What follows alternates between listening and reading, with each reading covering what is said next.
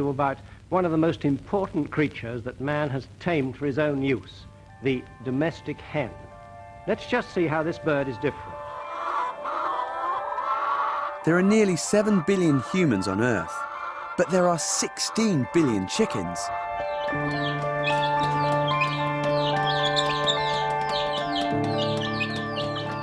They're the closest living relative to Tyrannosaurus rex, and there are more of them than any other bird.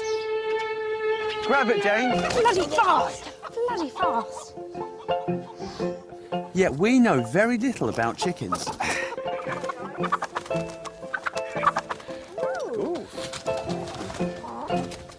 What goes on inside those bird brains? I want to learn about these birds. I want to know what goes on behind the hen house door. Heck, here we go. Oh, there we go. It's kicking off now. There are more than 10,000 species of bird on the planet. We've only domesticated 7 of them for food. And by far the most successful is the chicken. I wonder why, out of all birds, did we choose to domesticate them? Chickens are very familiar to us, but we know next to nothing about them. I've decided to set up a series of experiments to understand their behaviour and get inside their minds. I want to know who rules the roost in the flock. Right, here it goes. To find out how they spot predators.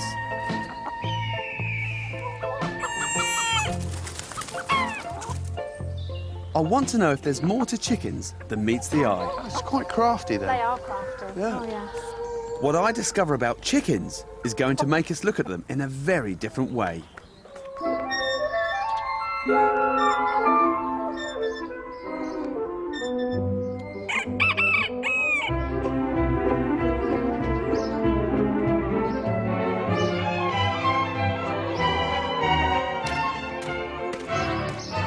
I've come to Jane Howarth's farm in Devon to investigate the hidden life of chickens.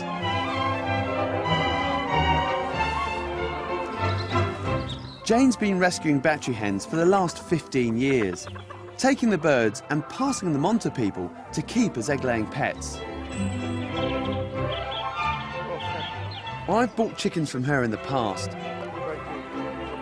and I'd say she knows more about these birds than anyone else I've met.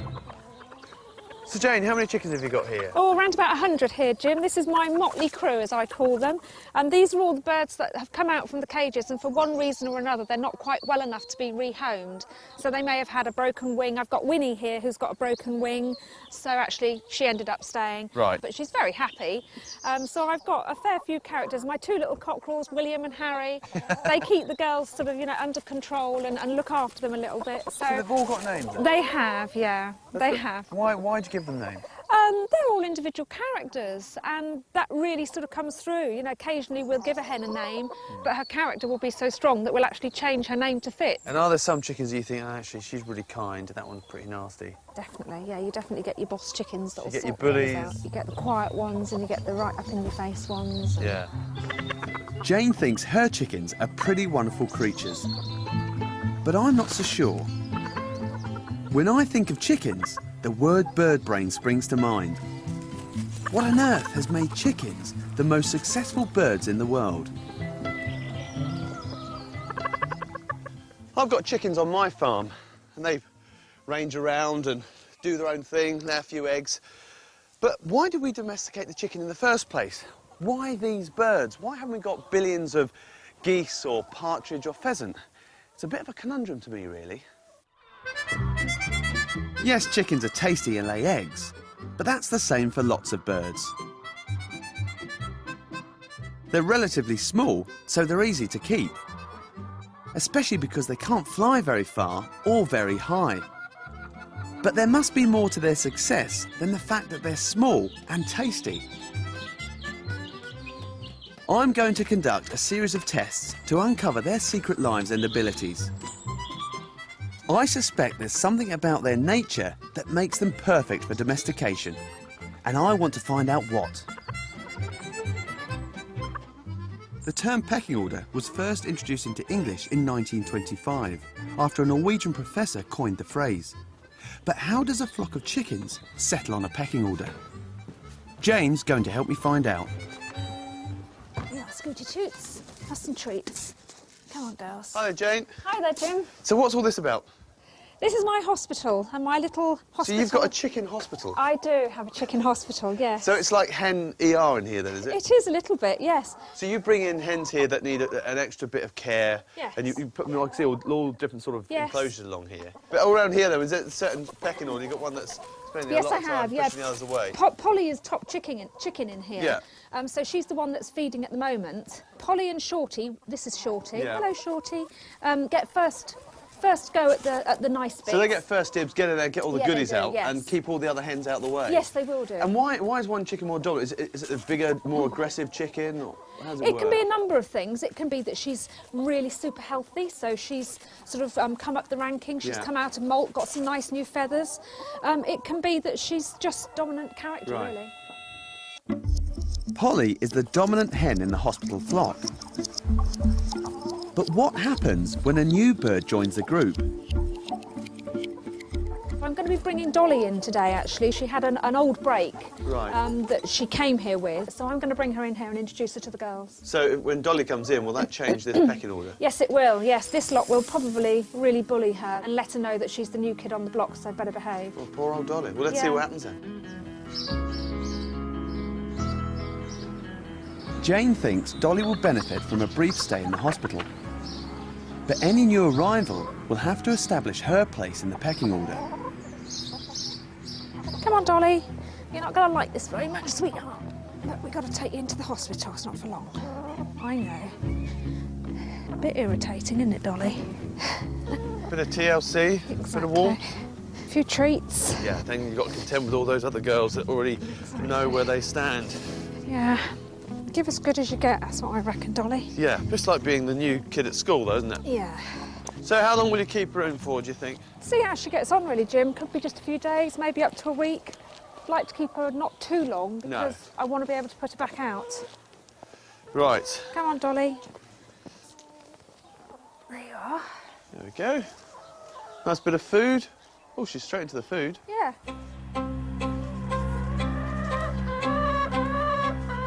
Looking for the hen's reaction to this newcomer, Jane's experienced eye spots signs I'd never notice. Polly's gone very stiff. You see, Oh, I can she's gone, see. and Shorty. Shorty's gone very sort of stock still. The wings are coming down, Jim, both Yeah. on Polly and Shorty. That's one of the signs, is they drop the wings to let them know somebody strange is here. Polly's actually a little bit surprised that this chicken's come in and actually settled so quickly. She's not showing any signs of sort It's- of respect. yeah. This is our hospital, our treats, Yeah, we've been here the our longest. food. Who is this imposter? She might suddenly have a peck. Here She we will go. now. Oh, there we go. Kicking off now. Oh, yeah. There we are. Shorty's Oh, now trying to there's- tell her. So this Yeah. is they'll sort themselves They out. will, yes. Yeah. Girls, come on, be nice to each other. So Shorty's trying to dominate, this is my ground, but actually Dolly's holding her own really quite well. So if Dolly pushes Shorty off, then Dolly immediately is pretty high up in the ranking. Yes, definitely. Yes, she would be.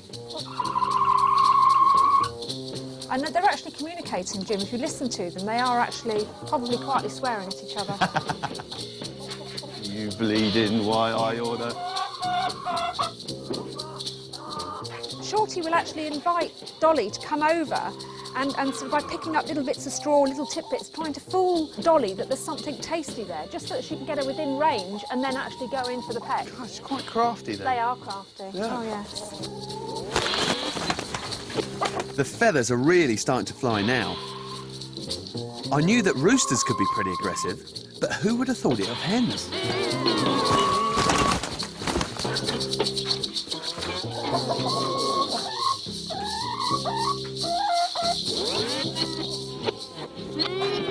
There's a real standoff.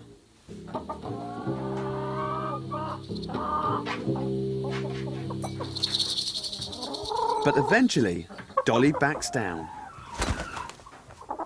And Polly remains head hen in the hospital.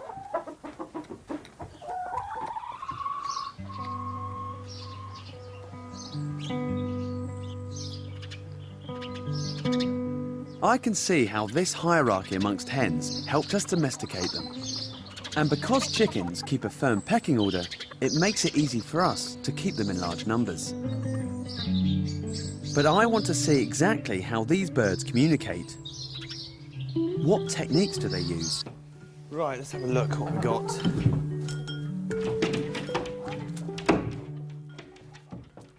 Dr. Siobhan Abbey Singh from the London Vet School studies the social behaviour of chickens.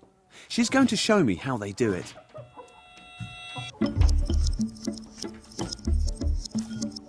We've taken 6 birds from Jane's outdoor flock and marked their tails with coloured paint, so we can tell who's who.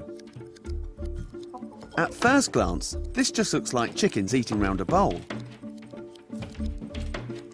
But there's something else going on. These birds know each other and already have an established pecking order. Ah, look, there's a bit of interaction. Yeah. So purple's purple pecked telling red to where to go. Oh, and orange is on black. When they peck at each other, there's a particular peck that determines who's boss. Aggressive pecks are generally directed towards the head and neck, quite often from a bit more of a height, quite fast downward So it's peck. very specific then? Yeah, it's a very specific type of peck. As well as pecking, Siobhan tells me that these birds do have a more subtle way of communicating who's top chicken. When there was lots of food and it was worth the subordinates chancing their arm and trying to grab one, then they all piled in. But now that the food's depleted a little bit and there's less of it, whoever's the kind of more dominant bird is more likely to hog it. And you can start to see that orange is really dominating that bowl. She is, yeah. And the others are deferring to her. The aggressive orange hen is called Margot. She dominates this group. Whenever Margot approaches the bowl, the other hens just move away. How does she do it? Often birds will just need to reinforce with a threat. It's usually a fixed stare, and the subordinate bird will usually drop eye contact and duck away, maybe turn its head away, or might even walk away. Wow, So that's quite subtle then, isn't it? It is Just very a little subtle. stare and Yes. then the other chicken will back off.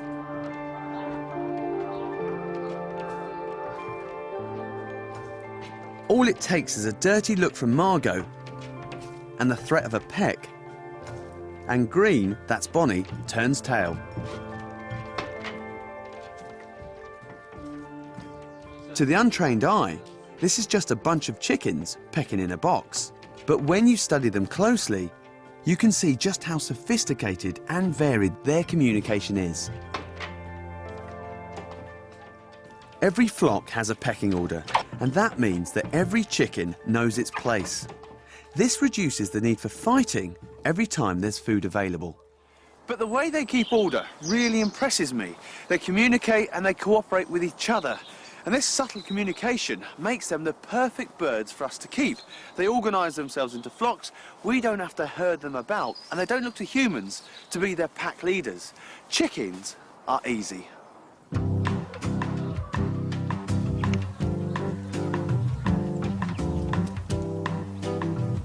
We first domesticated chickens 8,000 years ago. In addition to them being easy to keep, they were also pretty easy to breed.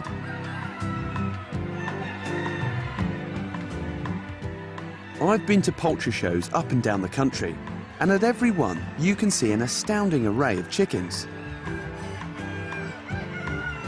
In fact, there are more than 200 different breeds of domestic chicken. Every one of them effectively created by us. Some, like the leghorns, have been bred for egg laying. Like Sussex chickens are dual-purpose birds, good for eggs and meat. Old English game birds were originally kept for fighting. And some, like the frizzle, have just been bred for show.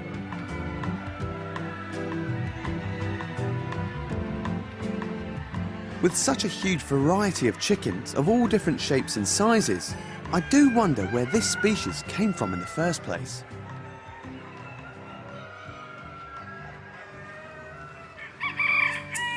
Now, you might be as surprised as I was to discover that there's a man at Oxford University who has spent the last 10 years studying the chicken's wild ancestor. I hope Dr. Tom Pizzari can tell me a bit more about them. I thought I'd show you what wild chickens actually look like. There are wild chickens in Southeast Asia. They're called red jungle fowl.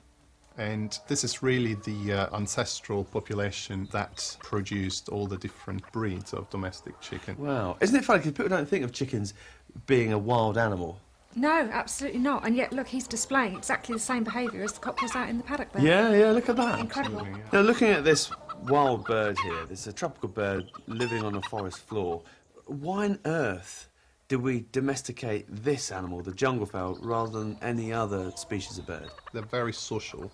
This means that people can keep them in large groups, which obviously helps. They are highly adaptable. They have a very diverse diet, and they're able to live in a very wide range of environments, from tropical forests to the foothills of the Himalaya. Right through to actually caged commercial systems. Absolutely, yes. So they are the victim of their own success in a way. So, as animals, they're good all-rounders then? They are. They could be in the yes. snow, they could be in the hot climates, they like a varied diet. Yeah. Do you think one of the great reasons that they're domesticated is because they're pretty good to eat? That's the third reason, absolutely, yes. Absolutely. It's bad news if you're delicious, in other words. Absolutely, yes. Chickens originated in Thailand, but were brought to Europe 2,000 years ago. From the 15th century, chickens were carried all over the world by European colonists. We domesticated chickens for their eggs, their meat, and even because we like to see them fight. But how much wild behaviour do Jane's ex-battery chickens still have? Tom tells me that jungle fowl avoid predators by staying under cover, and that the males give alarm calls to warn of any danger.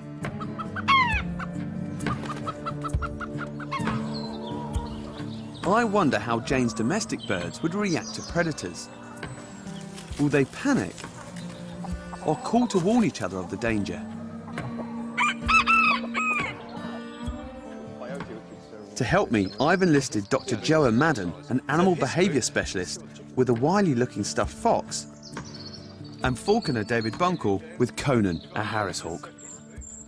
Wow, what a beautiful bird. Isn't it? Hope he's had his breakfast.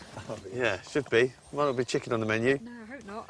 But it'd be interesting what the responses would be like. What do you think will happen? What will the chickens do? Will they crow when they see these animals? We know that chickens certainly give two different types of alarm call. They give one sort of call when they see a threat from the sky, in terms of an aerial predator, and one sort of call when they see a threat from the ground, in terms of something like a fox, say. Time to put the chickens to the test. We're going to introduce the predators. But will Jane's cockerels William and Harry warn the hens?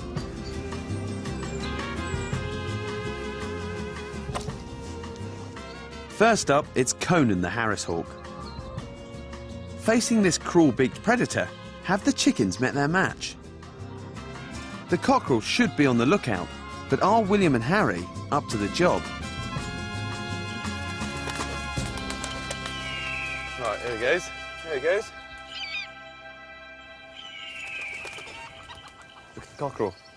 That cockerel straight away, he went, what was that? Looked straight up. William and Harry are immediately on guard and alert to the danger. William is the first to raise the alarm. All the hens have moved under the trees for cover. They're heading in there for the cover. We saw them running under the bushes, heading for that cover, protection from above.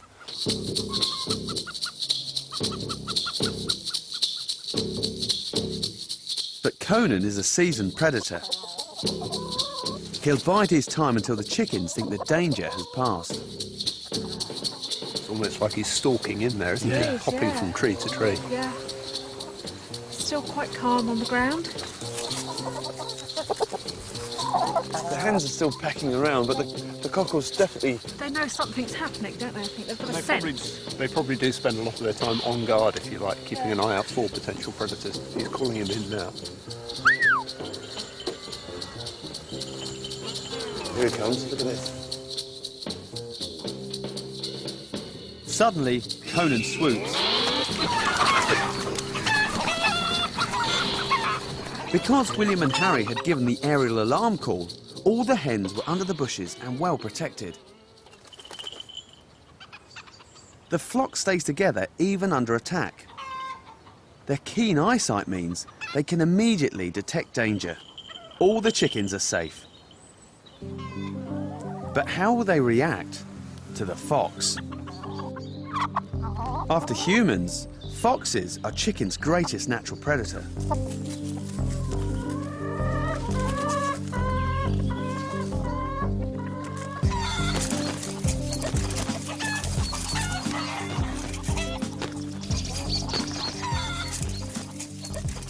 They will test every bit of fencing around the chicken coop, and if there's a way in, a fox will find it. In the wild, chickens would head for the trees.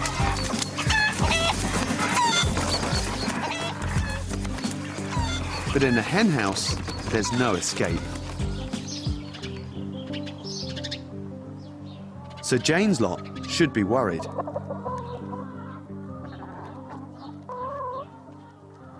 They haven't seen our fox yet, but when he's pulled along, he'll be in full view. They all seem to be just busy pecking, not really worrying about anything. No, there's none really heads up. You can see the rooster down there. He's the one that's really looking around most. He should be the one who's the lookout. Let's see if he picks up on it.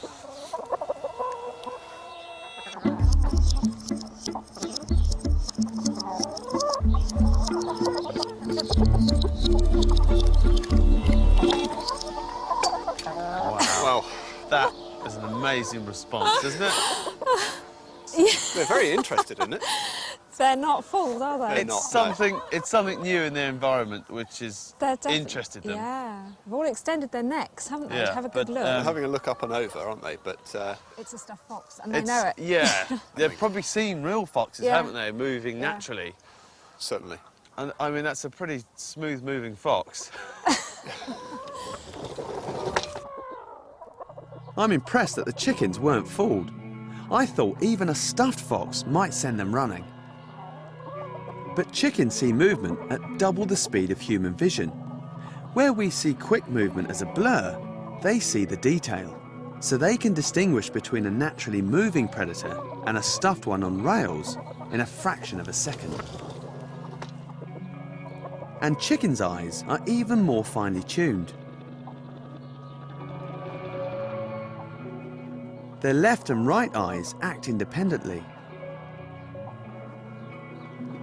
Their right eye concentrates on finding food, while the left eye is on alert for predators or prey. With such acute vision for movement, it's not surprising that chickens are pretty good predators themselves.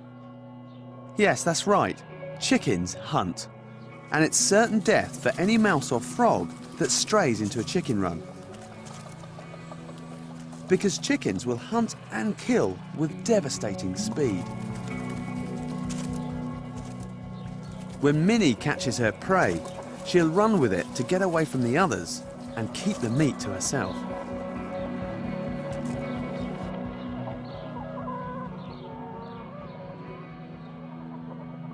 She'll then beat it about a bit and swallow it whole.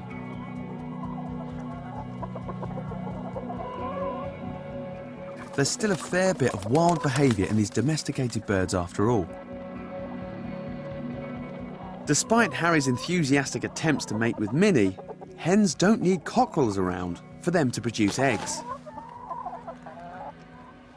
None of the eggs we eat have been fertilised.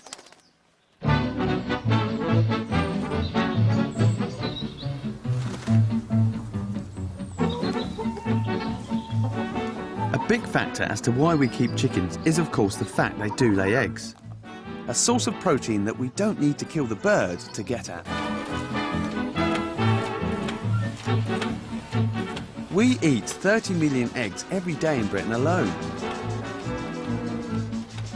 That's nearly 11,000 million a year.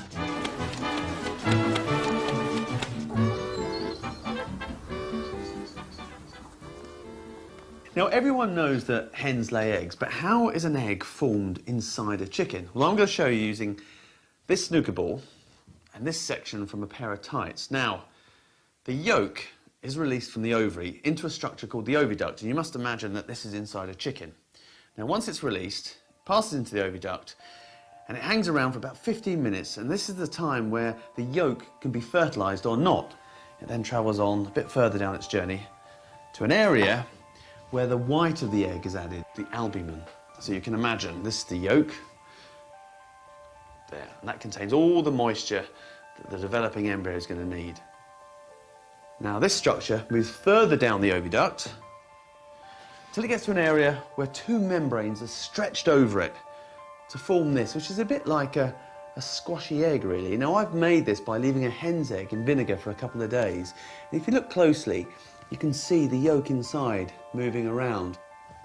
Now, if the hen was to lay this, it would be useless. It would split open, and plus the hen couldn't really sit on it to incubate it. So what it needs is a hard shell. So this moves further down to another area called the shell gland. Now, this is where the hard outer shell is secreted on, and it's a mixture of calcium carbonate and proteins. And once that's secreted all the way around, it hardens off. This takes about 20 hours. Then it's ready to be laid. Now, the interesting thing about eggs are always laid with a fat end first. So it comes out like that every single time, forming a perfect egg. Once the egg is laid, half an hour later, the whole process begins again. Isn't nature amazing?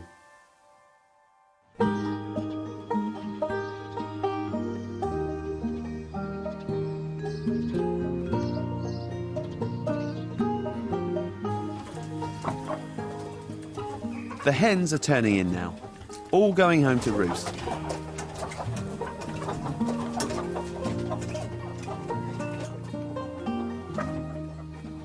There are a few pecks over who gets the best perch or nest box. But eventually, everyone's settled and has their place for the night. And in the morning, all these girls will be laying an egg.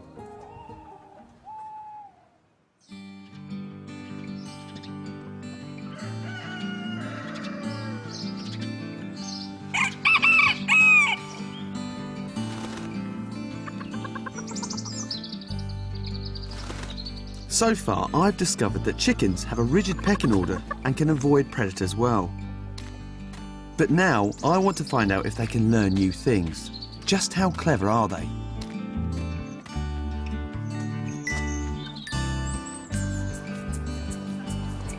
I've asked 4 animal behaviour students from Exeter University to put Jane's chickens to the test, to see if these birds can discriminate between human symbols. Right, how you doing, guys? All right, then. Now, what are you doing with these chickens here? Well, basically, we're going to teach them to discriminate between shapes, stars and circles. Right, so the end result, hopefully, a bird will turn up and go, right, I'm going for stars or circles. Yeah. And you think these guys can do that? Yeah, I think so, yeah.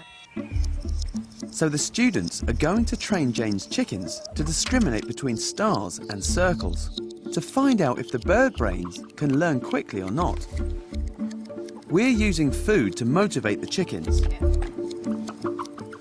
Most animals can be taught in this way, but will the chickens be able to do it? For our hens, this is going to be a real test of learning power and memory. The students have a bit of time to train them, so I'm going to leave them to it.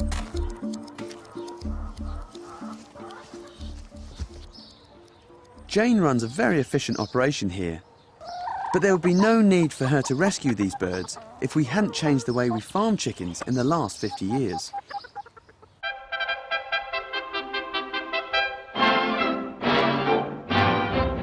During the Second World War, there were severe food shortages in Britain.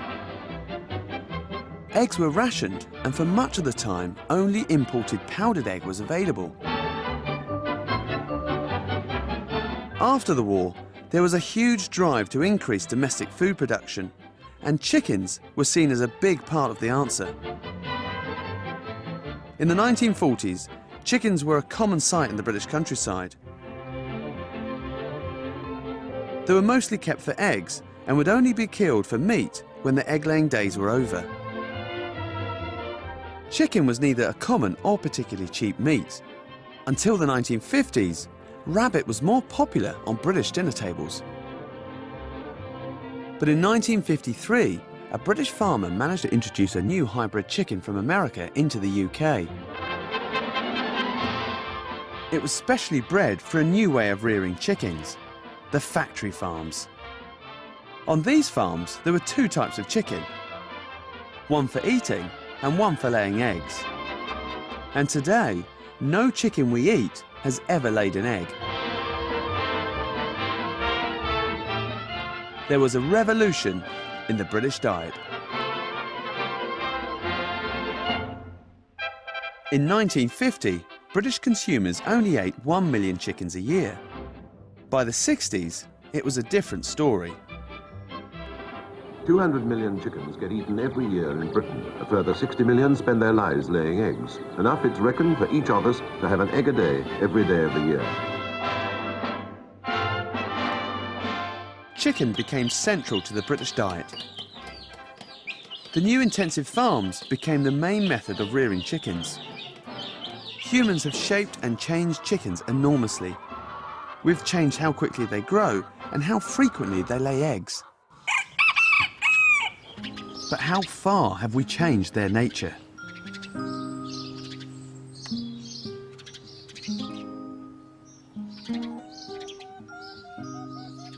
Today, I'm going to help Jane collect the latest consignment of battery hens. I want to see how they adapt to their newfound freedom. Last two crates, Jim, please. So we're picking up how many chickens today? Oh, it's a very small collection today. It's just over 100, so... You're going to get 100 chickens in this little van? Yeah, I am, yeah. So it's a bit like a military operation, this, isn't it? It is, yeah, it is. It works really well, though, Jim. I've had lots of practice, and it'll mean a lot of happy hens at the end of the day. Brilliant. OK. OK. A bit like the Batmobile. It is, isn't it? It's the Henmobile. It is, something like that. We're away. Jane's charity rescued 60,000 battery hens last year, and they get around 1,200 off to new homes every week. The farm we're going to isn't far from Jane's place, and the farmers agreed to let Jane take 125 chickens who would otherwise be going for the chop. OK, Jim. Here we are. Right. Here they are, girls. Hi, girls. Ready to Wow. go to your new homes. There are 2,000 chickens in this shed, and they've spent their whole lives indoors. There she is, first one. She's nice, Nick. She's in beautiful condition. Nicely feathered. There we go. Yeah. Great. Perfect. Thank you.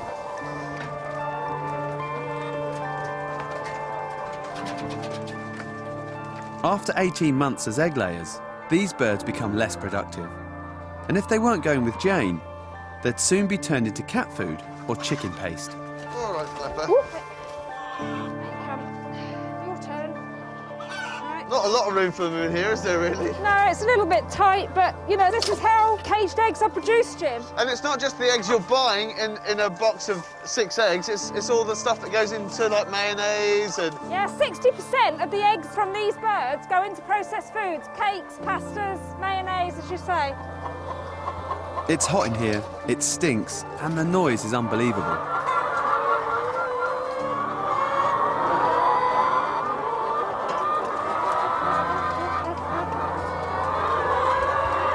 It's nice to be getting them out, Jim, isn't it? It's lovely, isn't it? It's a rewarding job, this. It is. Hi, ladies. Your turn. You coming out? You coming out today? You lucky chickens. Chickens can survive in cramped conditions. They can live just about anywhere. This is one of the reasons there are more of them in the world than any other bird.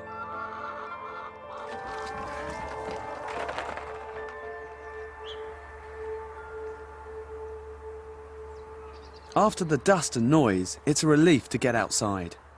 God, this is the first bit of daylight they've seen. It is, yes. It's a whole new world out here for them. And see how pale her face is. Yeah, so And it's even- like anyone who's been inside all their life, they're going to have pale skin, but Yes. now they're going to be rehomed. Yeah, they are. They've all got homes Fantastic. waiting for them, which is just fantastic. Brilliant.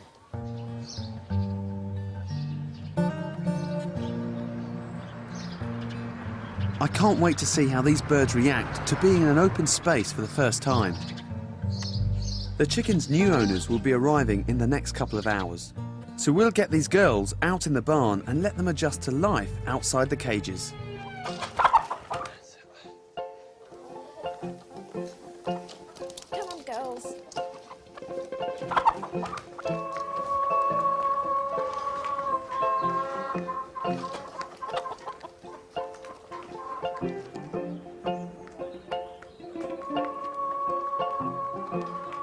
This is the first time they've been out in an environment like this, so it's going to be totally new to them and quite bewildering. And already, some of them are starting to peck around and have a scratch, and so I don't think it'll be too long before these guys get back to being proper chickens. There you are. The chickens quickly start scratching and foraging on the barn floor. They're not sitting here terrified. They're exploring.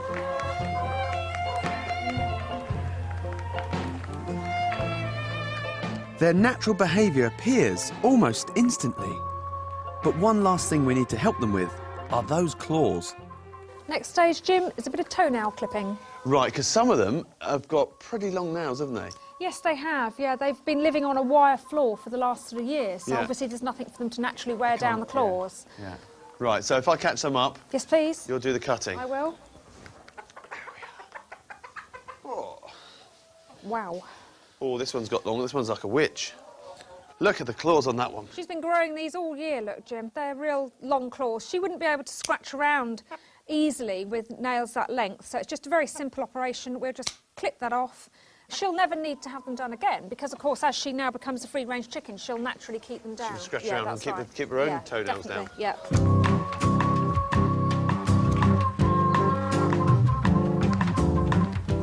Once we've clipped all their claws, our chickens will be ready for their new owners.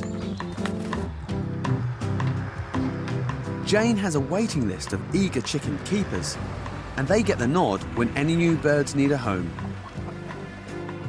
And Jane checks that everyone taking the chickens is well prepared. Have you ever had chicken? We have years Oh, ago, have you? yes. So you know how to handle Yes. it? OK, that's fine. Having seen these birds in battery cages, it's great to see them getting the chance to live as proper chickens. There we go, little chicken. You can go too. Bought every box in the house, haven't you? even the cat basket. From cage to fur-lined cat basket. What a lucky chicken you are. Bye. Bye.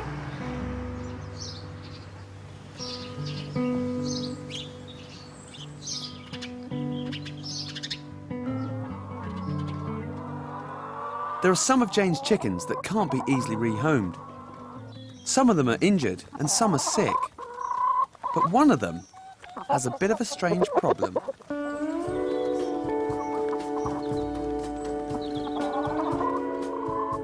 This is Lloyd, the cockerel. Jane rescued him from a battery cage just 2 weeks ago. Cockerels are not normally found in commercial hen houses. But Lloyd had slipped in amongst the hens, and no one had noticed he wasn't laying any eggs. We're about to introduce him to the girls in the top run. And having never learned from other cockerels or lived in a proper flock of chickens, it might be a bit confusing for him. So he's going to go and meet some new ladies. Yeah, it's his big moment. Exciting time for him. Is he going to spring into action? Yeah, I hope so. Yes, yes. This is it. Lady time. Right. OK, Jim, you put him down somewhere here and let him do his stuff. All right, Lloyd. See Here what you go. happens. Here we are, look.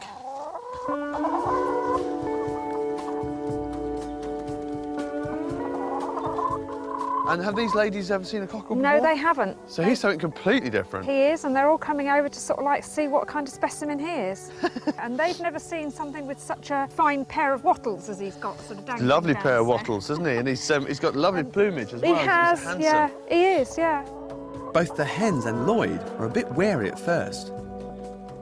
They're going to find it a bit strange to begin with. Go on, girls. Come on. Let's see what we've got for you today. So what we've provided him with then is basically, it's a harem of ladies. It is, yeah. He's going to think he's got his birthday, Christmas and Easter all come together at once. He's a little bit bewildered. Oh, he's The henpecked. girls sort of challenging him there. What's going on, Lloyd, eh? Lloyd isn't really acting like a proper cockerel. Usually a rooster would get in here and dominate these hens.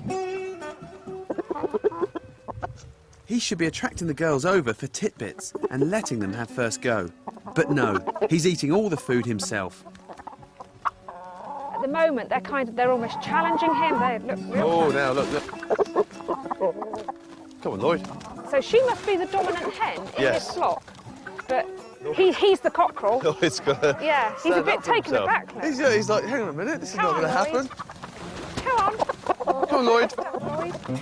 Show us what you're made of. So that was a bit embarrassing, really, for him, because he just got beaten up by the hen in front of all the other hens. He did, yeah. He didn't really. He's not very butch. No, is it's he, going to take him a couple of days to get over that I one, at think least. it will. Yeah, I think it will.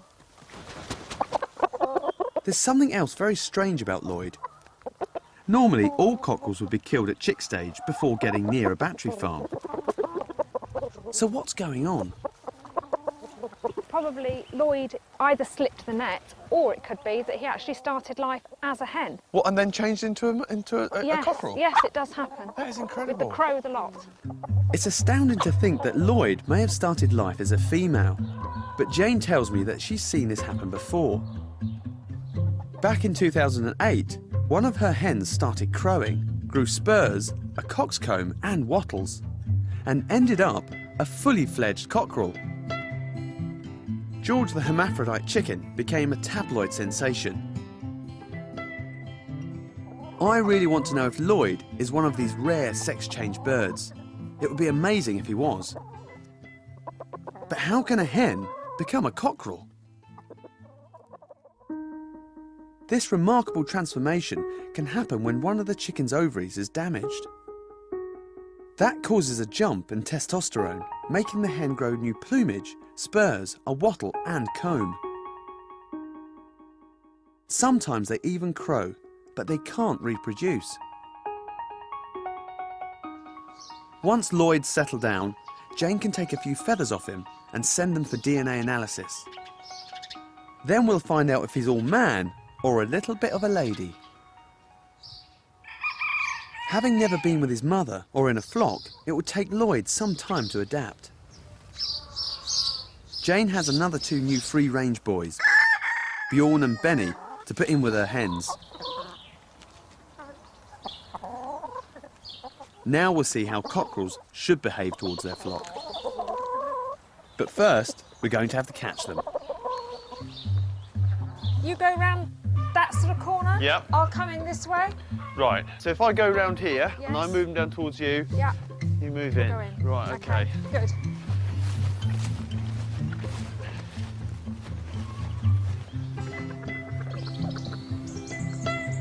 Right, fellas.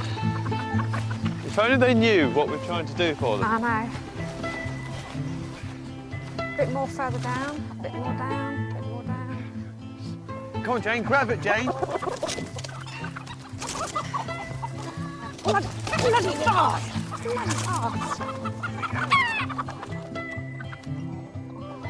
Too quick for us, Jim.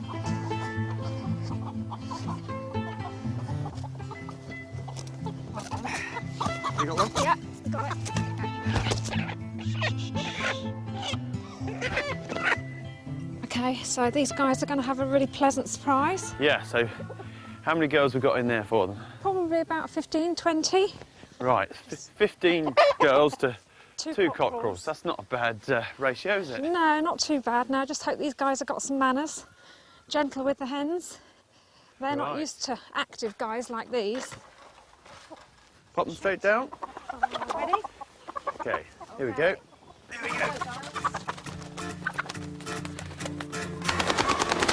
Ooh. Bjorn and Benny are quick to show who's boss. They know how to handle a bunch of hens.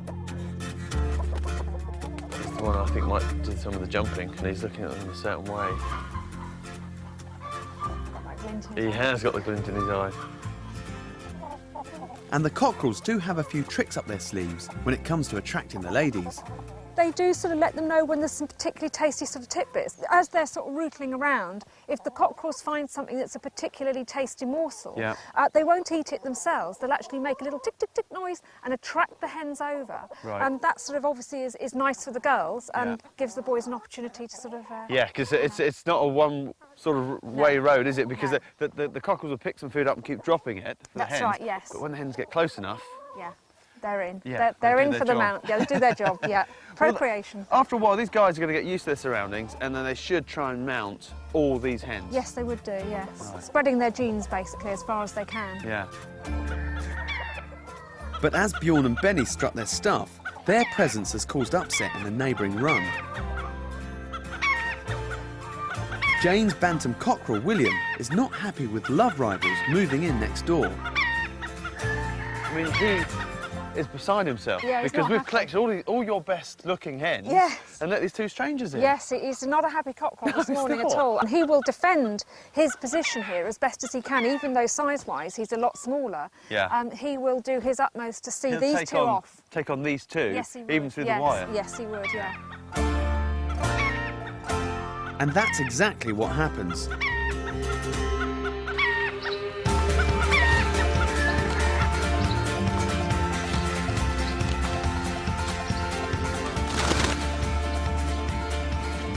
It's a good thing there's a fence between them, otherwise there could be serious injuries.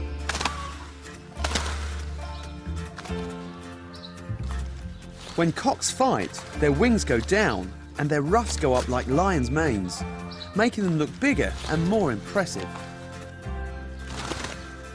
All this because the position of top cockerel is at stake.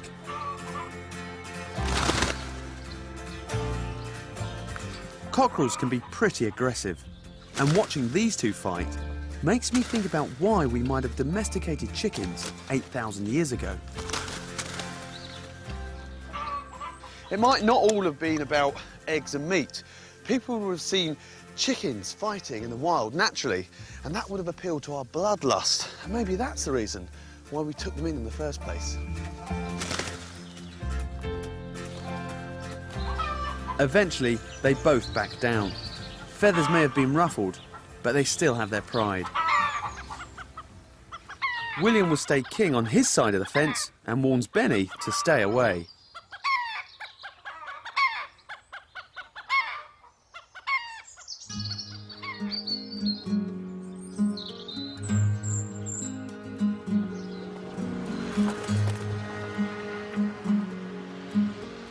I'm going to leave the farm now and go off to Bristol University, where I've heard they've done some remarkable work with chickens.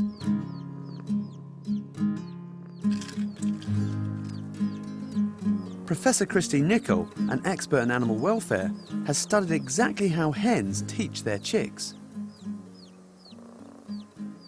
Before chicks hatch, a hen and her youngsters are already communicating.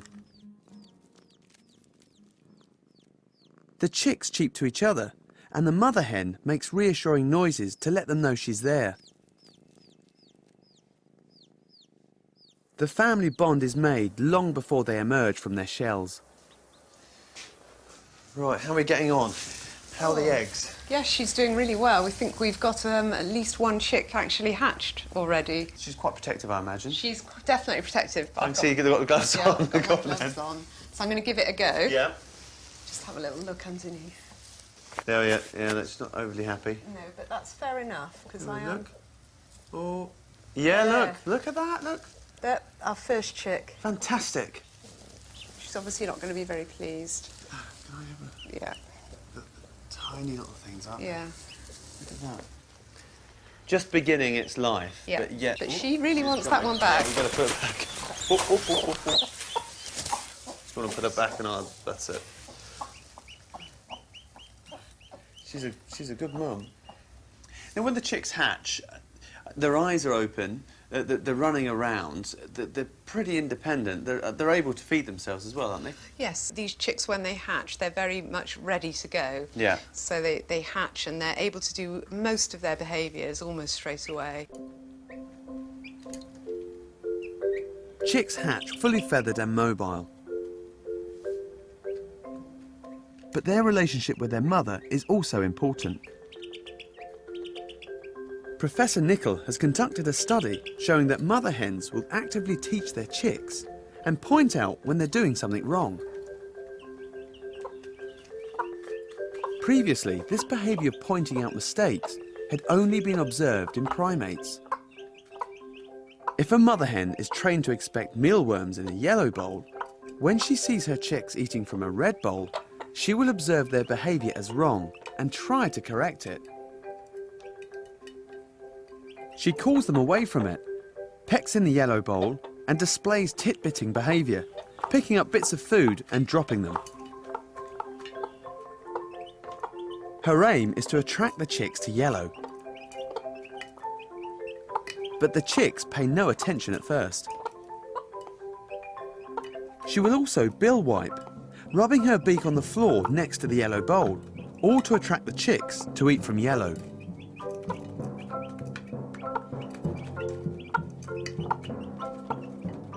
She carries on calling and pecking, and at last the chicks obey their mother and go to feed from the yellow bowl.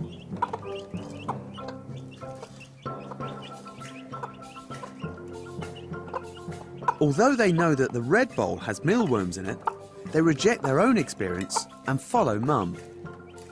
Once the hen has communicated successfully with her chicks, she relaxes.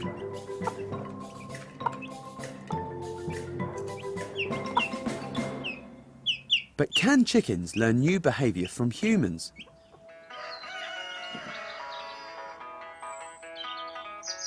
Back on Jane's farm, the students have had a few training sessions with their hens.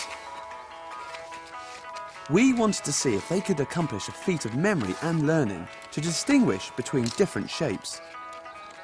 Right, guys, how are you getting on? Yeah. Have you started to bond with your particular hen? Yeah, definitely. You get to pick up like the certain traits that they come across. Like each of them have got their own individual personality. Like for this one, it's quite crazy because she just uses her feet for everything. And what about your hen? This is Phyllis. Hello, Phyllis.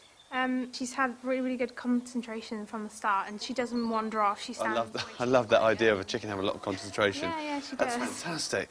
But they've all really picked it up, do you think? I mean, over the period of time that you've been training them, have they got there yet or not? Yeah. Are you confident they're going to do it? Yeah. Definitely. OK, well, shall we see?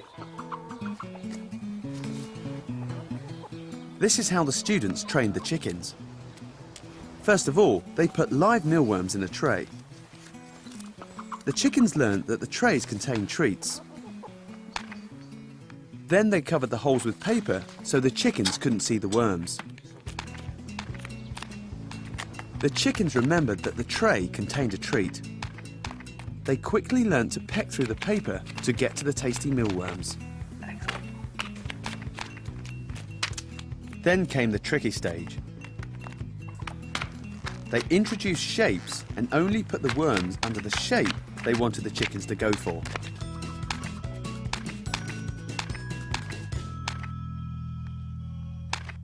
Right, let's have a look then, guys. How did they get on?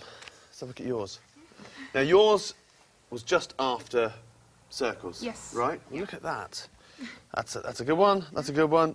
She's got a star there. Yeah. Circle, circle, circle, circle. Fantastic.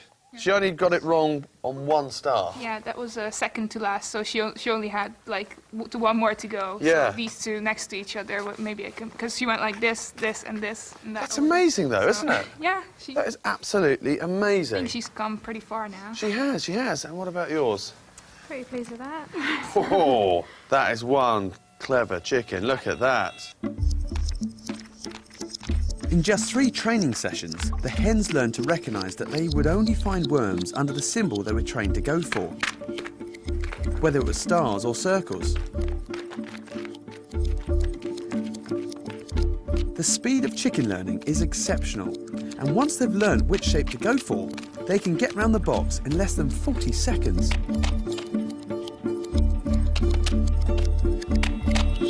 Well done, Pretty. Do you know what? I'm bowled over by Jane's ex-battery hens. I know chickens do anything for mealworms, but those birds weren't pecking at random. They'd learnt. They knew that if they pecked at a certain shape, they'd get a reward, and they went for those shapes immediately. So I'm pretty impressed. Chickens have been trained to do just about anything. Would you believe a basketball-playing chicken? They learn faster than dogs and respond much more quickly. Chickens are such quick learners because they're ground-nesting birds. Chicks can't fly or run fast, so from the moment they hatch, they have to be aware of everything around them just to survive.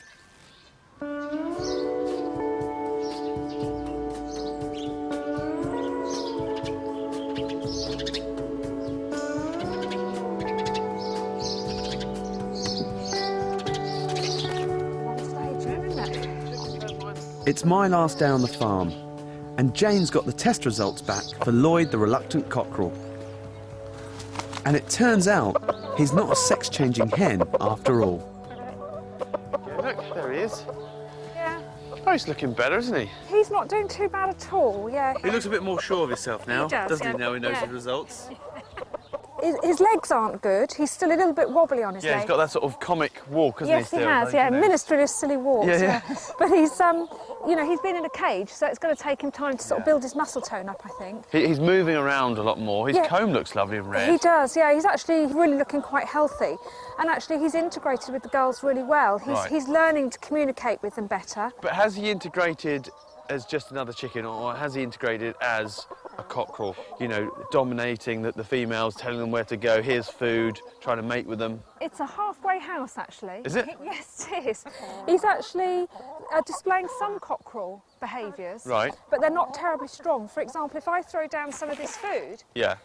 normally I would expect a cockerel to go to tell the other girls that there's something tasty here. He should communicate to the hens that He there's should. food there. Yes, he should. But at the moment, all he's doing is just Eating it. Yeah, yeah. On the other hand, he is actually trying his luck at mounting the girls. Is he? Yes, he is. Yeah, he's tried once, twice. With So he does the wing down little sort of strutting just dance. beginning to. Yeah, the foreplay is a little bit weak, Yeah, but he the has foreplay. actually he has actually mounted one or two. Poor old Lloyd, weak on the foreplay. Yes. Yeah. He's learning. He's though. learning, It's an he's art. learning.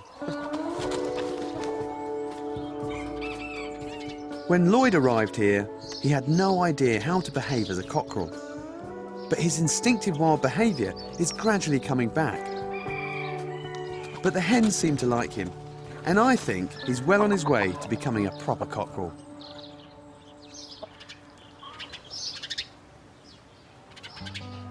We eat more of these birds than any other creature on the planet. Their eggs are a staple in our diet. But just because we can keep chickens in flocks of thousands, feed them anything and rely on them surviving, doesn't mean they deserve any less respect. Being on Jane's farm this week has made me look at chickens completely differently.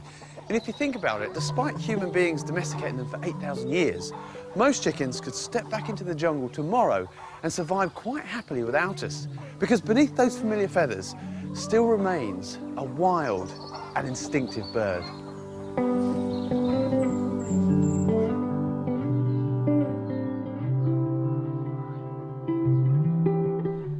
Hogging the limelight next Thursday at 8, The Private Life of Pigs.